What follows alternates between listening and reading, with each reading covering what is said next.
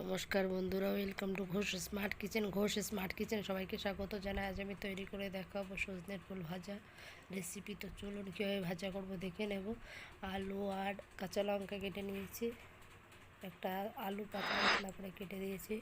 এই ফুলটা এই সময় পাওয়া যায়, এরপরে আর পাওয়া যাবে না। এই ফুলটা খাওয়া খুবই ভালো। নতুন সকল বন্ধুদেরকে জানাই ধন্যবাদ আমার পাশে থাকার জন্য, আমার ভিডিওগুলো দেখার জন্য। তো চলুন ভাজাটা করে নিই।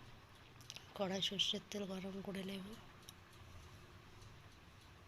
ভিডিওটা কোথাও স্কিপ করবেন না, সম্পূর্ণটা দেখার অনুরোধ রইল। তো ভালো করে ধুয়ে পরিষ্কার করে নিয়েছি। সর্ষের তেল গরম করে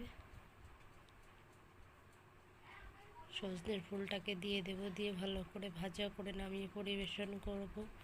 বন্ধুরা একবার হলো এই সিজনে এটা ট্রাই করবেন, খুবই ভালো লাগে খেতে। লবণ হলুদ দিয়ে দিলাম, দিয়ে ভালো করে ভাজা করে নেব। এরকম আরও নতুন নতুন রান্নার রেসিপি পেতে আমার চ্যানেলটা সাবস্ক্রাইব করে রাখবেন। রান্নাগুলো যদি ভালো লাগে লাইক কমেন্ট শেয়ার করবেন।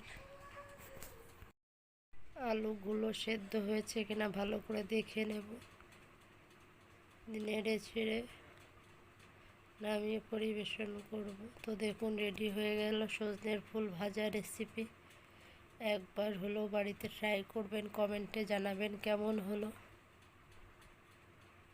সকল দর্শক বন্ধুদেরকে জানাই অনেক অনেক ধন্যবাদ আমার পাশে থাকার জন্য, আমার ভিডিওগুলো দেখার জন্য।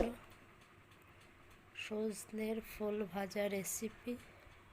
সবাই ভালো থাকবেন, সুস্থ থাকবেন। অন্য রেসিপির সঙ্গে দেখা হবে।